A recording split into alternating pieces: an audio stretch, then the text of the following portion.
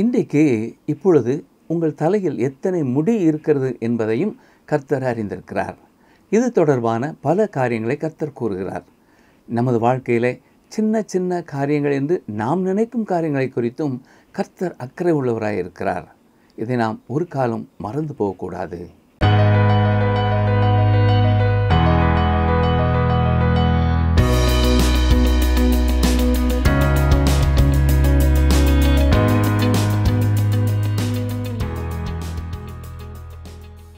கிறிஸ்துவுக்குள் மிகவும் பிரியமான வேத ஆராய்ச்சி நேயர்களை இயேசு கிறிஸ்துவின் இனிய நாமத்தினாலே வாழ்த்துகிறோம். நாம் கடந்த நிகழ்ச்சியிலே 1 கொரிந்தியர் 10ஆம் அதிகாரம் 1ஆம் வசனம் முதல் 23ஆம் வசனங்கள் வரை கற்றுக்கொண்டோம். அந்த பாடத்திலே எல்லாவற்றையும் அனுபவிக்க எனக்கு அதிகாரம் உண்டு, ஆயினும் எல்லாம் தகுதியாயிராது. எல்லாவற்றையும் அனுபவிக்க எனக்கு அதிகாரம் உண்டு, ஆயினும் எல்லாம் பக்தி விருத்தியை உண்டாக்காது என்றும் சிந்தித்தோம். மேலும் விசுவாசத்தினாலே உறுதியாய் இருக்கிறவர்கள் எந்த காரியத்தை செய்யும் போதும் விசுவாசிகளுக்கு, குறிப்பாக இளம் விசுவாசிகளுக்கு இடையூறாக இல்லாத காரியங்களையே செய்ய வேண்டும் என்றும், மற்றவர்களுக்கு பக்தி விருத்தி உண்டாக்கும் காரியங்களை செய்வதே சிறந்தது என்றும் கற்றுக்கொண்டோம். இன்று நாம் 1 கொரிந்தியர் 10ஆம் அதிகாரம் 24ஆம் வசனம் முதல் 11ஆம் அதிகாரம் 4ஆம் வசனங்கள் வரை கற்றுக்கொள்ள இருக்கிறோம். இந்த பாடத்திலே எல்லாம் பக்தி விருத்தியை உண்டாக்காது என்பதற்கான அடிப்படை சத்தியம் என்ன? சுயாதீனமானது எதினாலே கட்டுப்படுத்தப்படுகிறது? பவுல் உலகம் முழுவதையும் எத்தனை குழுவாக பிரித்தார் என்பதை எங்களுடன் இணைந்து கற்றுக்கொள்ளுங்கள். பிரியமான வேத ஆராய்ச்சி நேயர்களே, கடந்த நிகழ்ச்சியிலே நாம் 1 கொரிந்தியர் 10ஆம் அதிகாரத்தை சிந்தித்துக் கொண்டிருந்தோம். இறுதியாக 23ஆம் வசனத்திலே எல்லாவற்றையும் அனுபவிக்க எனக்கு அதிகாரம் உண்டு, ஆயிலும் எல்லாம் தகுதியாயிராது. எல்லாவற்றையும் அனுபவிக்க எனக்கு அதிகாரம் உண்டு, ஆயிலும் எல்லாம் பக்தி விருத்தியை உண்டாக்காது என்று கூறினார். அதாவது விசுவாசத்திலே உறுதியாக இருக்கிறவர்கள் எந்த காரியத்தை செய்யும் பொழுதும் சக விசுவாசிகளுக்கு, குறிப்பாக இளம் விசுவாசிகளுக்கு இடையூறாக இல்லாத காரியங்களே செய்ய வேண்டும்.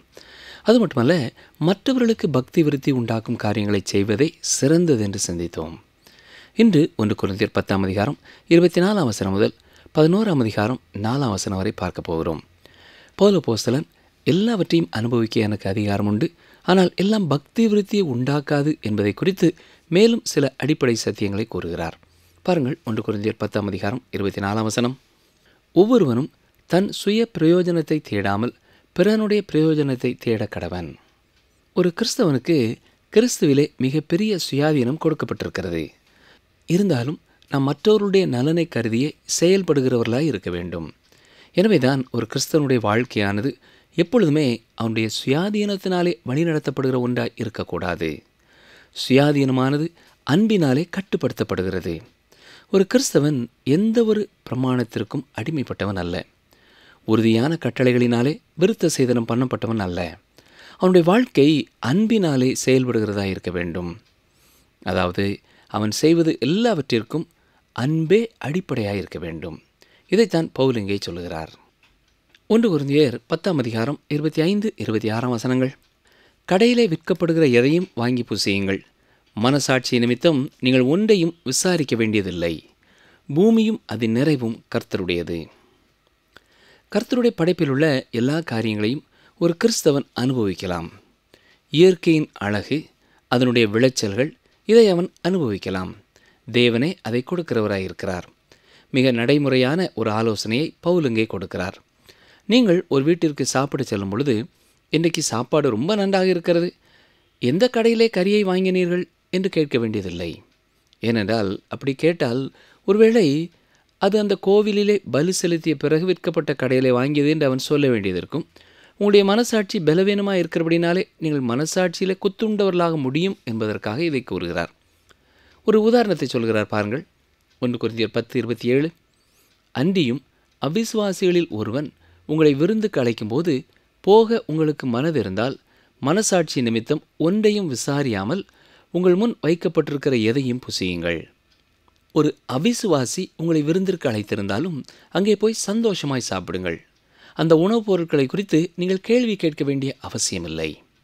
ஆயினும் இது விக்கிரகங்களுக்கு படைக்கப்பட்டதென்று ஒருவன் உங்களுக்கு சொன்னால் அப்படி அறிவித்தவனின் நிமித்தமும் மனசாட்சியின் நிமித்தமும் புசியாதிருங்கள். பூமியும் அதன் நிறைவும் கர்த்தருடையது. இதிலே மற்றும் ஒரு கொள்கையும் அடங்கியிருக்கிறது. எந்த ஒரு கேள்வியும் கேட்காமல் எல்லாவற்றையும் சாப்பிடலாம் என்று ஆலோசனை கொடுக்கிறார். என்றாலும் நீங்கள் உணவு அருந்த அந்த இடத்திலே உட்கார்ந்திருக்கும் பொழுது யாராவது உங்களை பார்த்து இந்த மாம்சமானது விக்கிரகங்களுக்கு படைக்கப்பட்டது என்று கூறுவார்கள் என்றால் நீங்கள் அந்த மாம்சத்தை புசிக்க வேண்டாம். அந்த மாம்சத்தை புசிப்பது தவறு என்பதனாலே அவ்வாறு சொல்லவில்லை. மனசாட்சியிலே பலவீனமான ஒரு சகோதரன் தான் இது எங்கே இருந்து கொண்டு வரப்பட்டது என்பதை குறித்து உங்களிடத்திலே கூறினான். எனவே உங்கள் மனசாட்சியிலே அதிலே தவறு ஒன்றும் இல்லை என்று நீங்கள் எண்ணினாலும் அந்த சகோதரன் நிமித்தமாக நீங்கள் அந்த மாம்சத்தை புசியாதிருங்கள் என்கிறார். அந்த இளைய மனதுடைய சகோதரன் மேலே உங்களுக்கு இருக்கிற அன்பினாலே நீங்கள் அதை செய்கிறீர்கள். இதுதான் முக்கியமானது. 1 கொரிந்தியர் 10:29 உன்னுடைய மனசாட்சியை குறித்து நான் இப்படி சொல்லாமல் மற்றொருவனுடைய மனசாட்சியை குறித்தே சொல்லுகிறேன். என் சுயாதீனம் மற்றொருவனுடைய மனசாட்சியினாலே குற்றமாய் எண்ணப்பட வேண்டுவதென்ன? இந்த குறிப்பை கவனித்தீர்களா? ஒரு காரியத்தை செய்வது தவறில்லை என்று உங்கள் மனசாட்சியிலே தெளிவாக அறிந்திருந்தாலும் அது மற்றொருவருடைய இருதயத்திலே குற்றமாய் எண்ணப்படுகிறதுனாலே உங்களுடைய சுயாதீனத்தினாலே உங்களை ஏன் அவன் குற்றவாளியாக எண்ண வேண்டும்? ஆனபடினாலே தான் அப்படிப்பட்ட இடங்களிலே நீங்கள் அப்படிப்பட்ட காரியங்களை செய்யாமல் இருப்பதே நல்லது என்கிறார். 1 கொரிந்தியர் 10:30 மேலும் நான் அதை ஸ்தோத்தரிப்புடனே அனுபவித்தால் ஸ்தோத்தரித்து அனுபவிக்கிற பொருளை குறித்து நான் தூஷிக்கப்படுவானேன்? அவர் சொல்வது, ஸ்தோத்திரத்தோடு அதை அனுபவிக்கும் பொழுது அந்த இளைய மனதுடைய மனிதன் என்னை ஏன் நியாயம் தீர்க்க வேண்டும்? அது சரியானது தானே என்பது போல ஒரு கேள்வி எழுப்புகிறார். பாருங்கள், 1 கொரிந்தியர் 10:31 ஆகையால் நீங்கள் புசித்தாலும் குடித்தாலும் எதை செய்தாலும் எல்லாவற்றையும் தேவனுடைய மகிமைக்கென்று செய்யுங்கள். முதலாவது அவர் சொன்ன கொள்கை என்னவென்றால், எல்லாவற்றையும் செய்ய எனக்கு அதிகாரம் உண்டு, ஆயிலும் எல்லாம் தகுதியாயிராது. எல்லாவற்றையும் செய்ய எனக்கு அதிகாரம் உண்டு, ஆயிலும் எல்லாம் பக்தி விருத்தியை உண்டாக்காது. இப்பொழுது அவர் சொல்வது, நீங்கள் எதை செய்தாலும் சரி, புசித்தாலும் சரி, குடித்தாலும் சரி, எல்லாவற்றையுமே தேவனுடைய நாமத்தின் மகிமைக்காக செய்யுங்கள் என்கிறார். இந்த காரியத்தை நாம் ஒவ்வொருவரும் நம்முடைய வாழ்க்கையிலே நாம் ஒப்பிட்டு சிந்திக்க வேண்டியவர்களாய் இருக்கிறோம். இதை நான் செய்யலாமா, அதை நான் செய்யலாமா என்று நாம் எண்ணுகிறதை விட எந்த ஒரு காரியத்தை செய்யும் முன்னதாகவும் நான் இந்த காரியத்தை செய்வதனாலே ஆண்டவருடைய நாமம் மகிமைப்படுமா, நான் இந்த காரியத்தை செய்கிறதுனாலே யாராவது ஆண்டவரை நேசிக்கிற அன்பிலே வளர முடியுமா என்று சிந்திக்க கடமைப்பட்டிருக்கிறோம். சிலர் ஆலயத்திற்கு செல்லும் பொழுது ஆண்டவருடைய நாம மகிமைக்காக என்று கூட செல்கிறதில்லை. மற்றவர்களை குறை சொல்வதற்காகவும் மற்றவருடைய குறைகளை மற்றவர்களோடு பேசுவதற்காகவும் செல்கிறார்கள். அப்படிப்பட்ட எண்ணங்களோடு ஒரு ஆலயத்திற்கு செல்வதை விட நீங்கள் வீட்டிலே இருப்பதே நல்லது. ஒரு விசுவாசி எந்த ஒரு செயலிலே ஈடுபட்டாலும் அதன் மூலமாய் ஆண்டவருடைய நாம மகிமைப்பட வேண்டும். இது மிக மிக முக்கியமானது. 1 கொரிந்தியர் 10:32-33 நான் என் சுய பிரயோஜனத்தை தேடாமல் அநேகருடைய பிரயோஜனத்தை தேடி அவர்கள் ரட்சிக்கப்படும்படிக்கு எவ்விதத்திலும் எல்லாருக்கும் பிரியமாய் நடக்கிறது போல நீங்களும் யூதருக்கும் கிரேக்கருக்கும் தேவனுடைய சபைக்கும் இடரலற்றவர்களாயிருங்கள். இங்கே பவுலப்போஸ்தலன் உலகம் முழுவதையும் 3 குழுக்களாக பிரிக்கிறார்.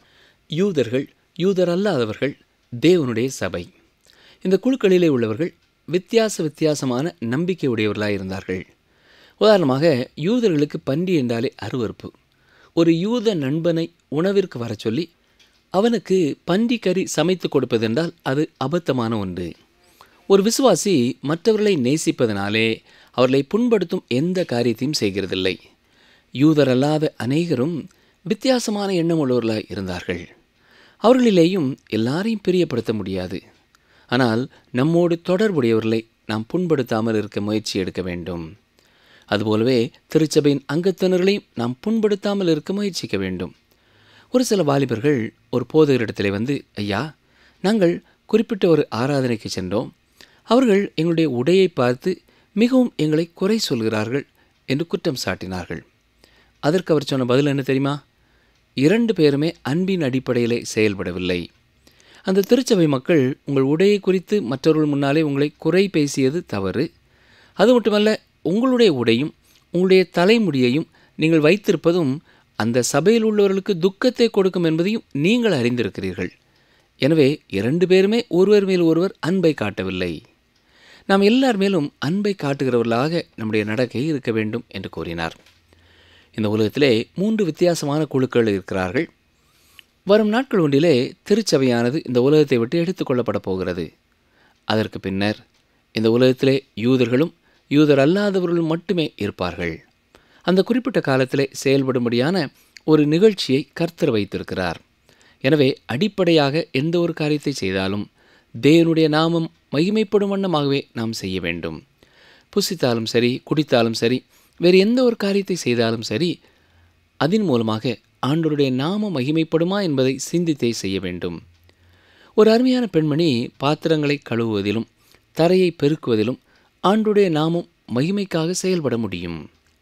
ஒரு சகோதரன் தோட்டத்தில் வேலை செய்தாலும் சரி, ஒரு குழியை வெட்டினாலும் சரி, கல்லை உடைத்தாலும் சரி, வாகனம் ஓட்டினாலும் சரி, கர்த்தருடைய நாம மகிமைக்காக அதை செய்ய முடியும்.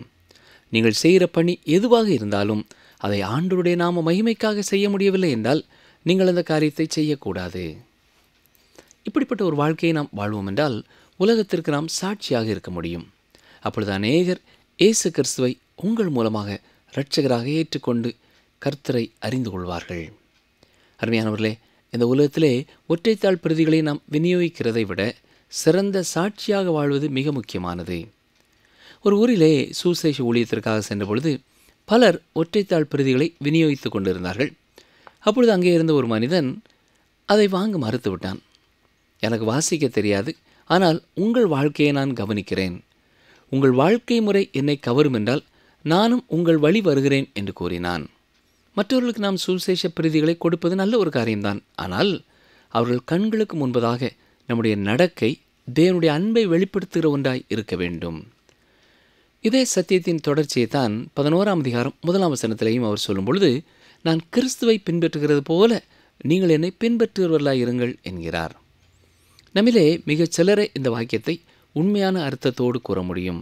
உங்களையும் நான் சேர்ப்பதை விட இப்படிப்பட்ட ஒரு வார்த்தை சொல்ல நான் தயங்குகிறேன் என்று சொல்லலாம். நீங்கள் கிறிஸ்துவை பின்பற்றுகிறவர்களாய் இருங்கள். அப்போஸ்தலனாகிய பரிசுத்த பவுலை பின்பற்றுங்கள்.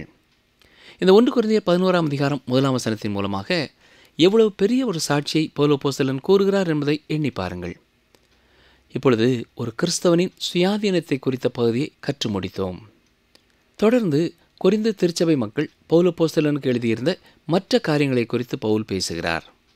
இந்த அதிகாரத்தை வாசிக்கும் பொழுது சிலருடைய உள்ளத்திலே ஒரு பெண்ணுடைய உடையை குறித்து அவள் என்ன உடுத்துகிறாள் என்றோ, ஒரு மனிதன் தலைமுடியை வெட்டுகிறானா இல்லையா என்பதை குறித்தெல்லாமா தேவன் அக்கறைப்பட்டுக் கொள்கிறார் என்று கேட்கலாம்.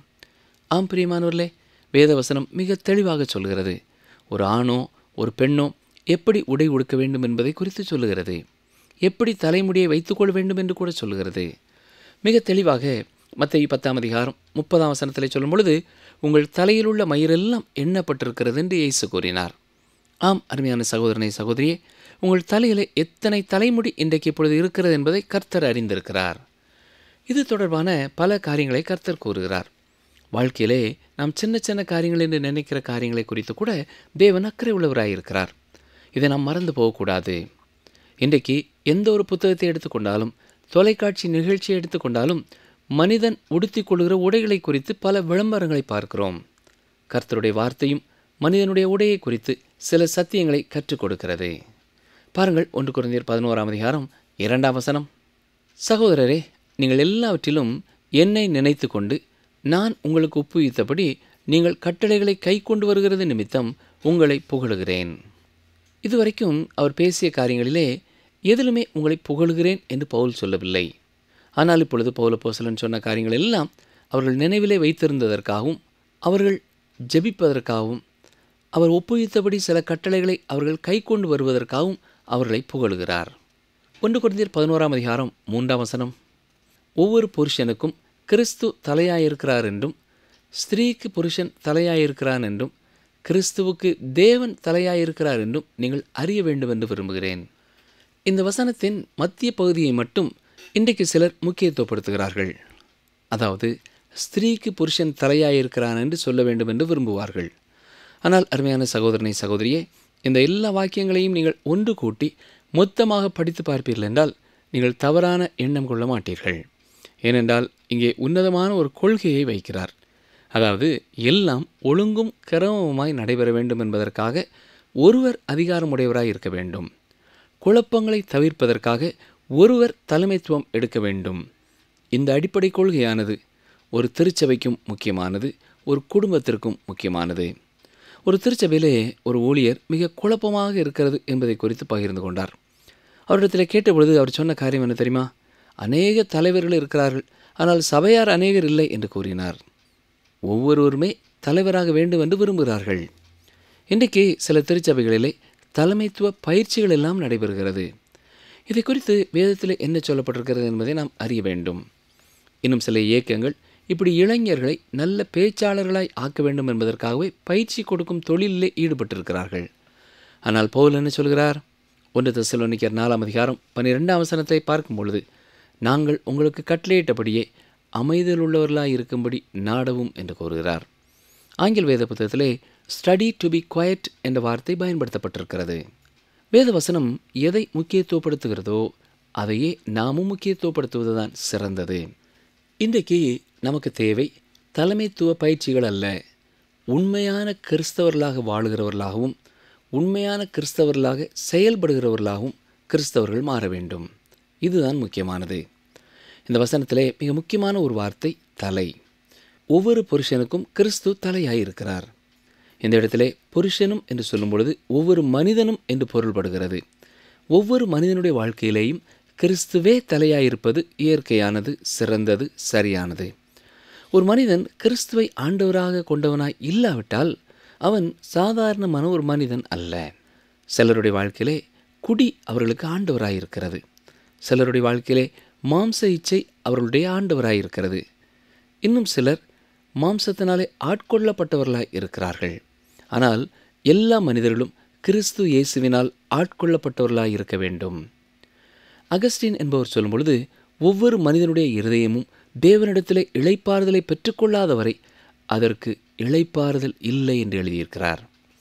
அநேகருடைய இருதயம் இளைப்பாறுதல் அற்றதாகவே இருக்கிறது. எப்பொழுது வரை? கிறிஸ்துவை தலைவராக எடுத்துக்கொள்ளாதவரை. கர்த்தருக்காக பெரிய காரியங்களை செய்த எல்லாருமே கர்த்தரை தங்களுடைய வாழ்க்கையின் தலைவராய் கொண்டவர்களே. இன்று பலரை குறித்து சொல்லும் பொழுது அவர்கள் ஒரு கிறிஸ்தவர்கள் என்று சொல்கிறார்கள். ஆனால் உண்மையாகவே கிறிஸ்து அவர்களை ஆண்டு நடத்துகிறாரா? இது மிக முக்கியமானது. இதைத்தான் அப்போஸ்தலனாகிய பவுல் இங்கே கூறுகிறார். அடுத்ததாக ஸ்திரீக்கு புருஷன் தலையாயிருக்கிறான் என்று பார்க்கிறோம்.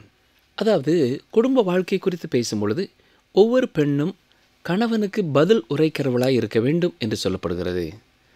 கணவன் கொடுக்கும் அன்புக்கு மறு உத்தரவு சொல்லுகிறவளாய் இருக்க வேண்டும்.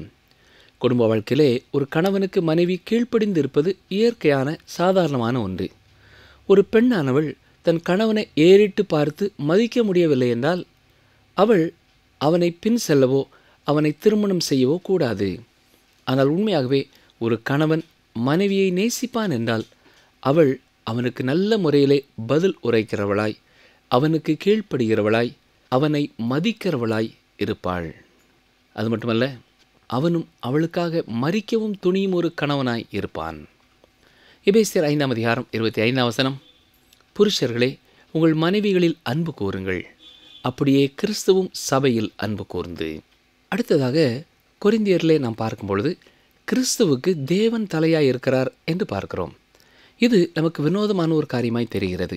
ஏனென்றால் இயேசு கிறிஸ்து சொல்லும் பொழுது யோவான் 10:30 நானும் பிதாவும் ஒன்றாய் இருக்கிறோம் என்று கூறியிருக்கிறார். மட்டுமல்ல, யோவான் 14:28 சொல்லும் பொழுது என் பிதா என்னிலும் பெரியவராயிருக்கிறார் என்று கூறியிருக்கிறார். மீட்பின் பணியிலே இயேசு கிறிஸ்து தேவதூதர்களை விட தன்னை சற்று சிறியவனாய் ஆக்கும்படி ஒப்பு கொடுத்தார். இதை குறித்து பவுல் அப்போஸ்தலன் சொல்லும் பொழுது பிலிப்பியர் 2:5-7 வரை இவ்விதமாய் சொல்லியிருக்கிறார். கவனியங்கள், வாசிக்கிறேன். பிலிப்பியர் 2:5-7 வரை. கிறிஸ்து இயேசுவிலிருந்த சிந்தையே உங்களிலும் இருக்க கடவது.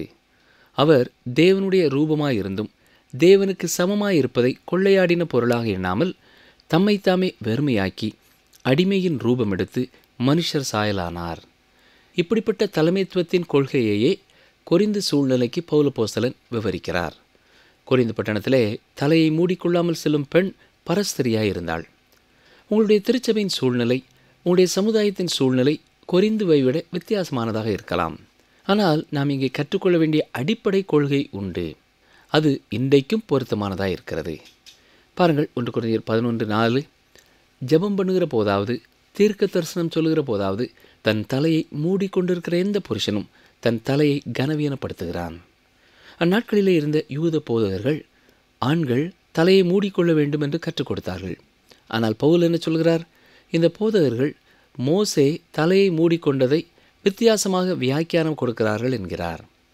2 கொரிந்தியர் 3:13 இங்கே பாருங்கள். மேலும் ஒளிந்து போவதின் முடிவை இஸ்ரவேல் புத்திரர் நோக்கி பாராதபடிக்கு மோசே தன் முகத்தின் மேல் முக்காடு போட்டு கொண்டது போல நாங்கள் போடுகிறதில்லை. இது எதை நினைவுபடுத்துகிறது என்றால், மோசே மலையிலிருந்து இறங்கி வந்தபொழுது, தேவனோடு தொடர்பு கொண்டு கீழே வந்தபொழுது அவருடைய முகம் மிகவும் பிரகாசித்து கொண்டிருந்தது. ஆனால் சற்று நேரத்திற்கு பிறகு அது மறைய ஆரம்பித்தது. எனவே அப்படி பிரகாசித்திருந்த ஒரு சூழ்நிலையிலே அது மறைவதை இஸ்ரவேல் ஜனங்கள் பாராதபடிக்கு தனது முகத்தை மூடிக்கொண்டார். இதை குறித்து யாத்திராகமம் 34:33, 35 பார்க்கிறோம். மோசே அவர்களோடே பேசி முடியும் அளவும் தன் முகத்தின் மேல் முக்காடு போட்டிருந்தான். இஸ்ரவேல் புத்திரர் அவன் முகம் பிரகாசித்திருப்பதை கண்டார்கள். மோசே அவரோடே பேசும்படிக்கு உள்ளே பிரவேசிக்கும் வரைக்கும் முக்காட்டை திரும்ப தன்மேல் போட்டுக்கொள்வான். இங்கே பவுல் சொல்லும்போது ஆண்கள் தங்கள் தலையை மூடிக்கொள்ளக்கூடாது என்கிறார். மனிதன் தேவனுடைய சாயலின்படி படைக்கப்பட்டிருக்கிறான். மீட்பினாலே அவன் கிறிஸ்துவுக்குள் இருக்கிறான். இப்பொழுது தலை மூடப்படாமல் இருக்கும் பொழுது அது ஒரு மதிப்பையும் சுயாதீனத்தையும் வெளிப்படுத்துகிறது. ஜெபிக்கும் பொழுதாவது தீர்க்க தரிசனம் சொல்லும் போதாவது அவ்வாறு மூடக்கூடாது. அவன் ஜெபிக்கும் பொழுது மனிதனின் சார்பாக தேவனிடத்திலே பேசுகிறான். தீர்க்க தரிசனம் சொல்லும் பொழுது தேவனுக்காக மனிதனிடத்திலே பேசுகிறான். இந்த 2 முக்கியமான பரிசுத்தமான பணியில் ஈடுபடும் பொழுது அவனுடைய தலை மூடப்படாமல் இருக்க வேண்டும். பவுல் அப்போஸ்தலன் கொரிந்து பட்டணத்தின் சூழ்நிலைக்காக பேசியதின் அடிப்படை சத்தியங்களை நாம் அறிந்து கொள்ள வேண்டும். நிகழ்ச்சியை கேட்டுக்கொண்டிருந்த எனக்கு அருமையான சகோதரனை சகோதரியே, எந்த ஒரு காரியத்தை செய்தாலும் நம்முடைய சக விசுவாசிகள் துக்கப்படாதபடி, அவர்கள் மனம் உடைந்து போகாதபடி கவனத்தோடு அன்பினாலே செயல்படுகிறவர்களாய் இருக்க வேண்டும். அது மட்டுமல்ல, ஒவ்வொருவருடைய வாழ்க்கையிலையும் கிறிஸ்து தலைவராக இருக்க வேண்டும். அதுவே தேவனுடைய சித்தமாக இருக்கிறது. ஒரு குடும்பத்திலே ஒரு கணவன் தலைவனாய் இருந்து ஆவிக்குரிய காரியங்களையும் சரீர பிரகாரமான காரியங்களையும் தேவனுக்கும் பயப்படும் பயத்திலேயும் குடும்பத்தை நடத்த வேண்டிய பொறுப்புடையவனாய் இருக்கிறான். அப்படிப்பட்ட கிருபையை கர்த்தர் தாமே நம் ஒவ்வொரு குடும்பங்களிலேயும் தருவாராக. ஜெபம் செய்வோம். எங்களை நேசிக்கிறவர்கள் அன்பின் ஆண்டவரே, இன்றைக்கும் நாங்கள் கற்றுக்கொண்ட உடைய வசனங்களுக்காக உமக்கு ஸ்தோத்திரம். கொரிந்து சபையில் இருந்த கேள்விக்குறிகளுக்கும் பிரச்சனைகளுக்கும் பவுல் அப்போஸ்தலன் கூறிய விடைகளின் வழியாக எங்களுக்கும் கற்றுக் கொடுத்த பாடங்களுக்காக உமக்கு ஸ்தோத்திரம். எங்களுடைய செயல்கள் யாவும் எங்களுடைய சுயாதீனத்தின் அடிப்படையிலே அமையாமல் மற்றவர்கள் மேலே உள்ள அன்பின் அடிப்படையிலேயும் அக்கறையின் அடிப்படையிலேயும் நாங்கள் செயல்படுத்த வேண்டும் என்று கேட்கிறோம். உம்முடைய பரிசுத்த பிரசன்னத்திலே நாங்கள் கூடி வரும் பொழுது உம்முடைய வேத வசனத்தின்படி அடிப்படை சத்தியங்களை அறிந்தவர்களாக செயல்பட நீரே எங்களை காத்துக்கொள்ள ஒப்புக் கொடுக்கிறோம். மீட்பர் இயேசு கிறிஸ்துவின் நாமத்தினாலே வேண்டிக் கொள்கிறோம் பிதாவே, ஆமேன். அன்பர்களே, இந்த நாளிலும் நாம் கற்றுக்கொண்ட வேத பகுதி நம்முடைய ஆவிக்குரிய வாழ்க்கையின் வளர்ச்சிக்கு உதவியாக இருந்திருக்குமே. சற்று ஞாபகப்படுத்திக் கொள்வோமா? ஆண்கள் தங்கள் தலையை மூடிக்கொள்ளக்கூடாது.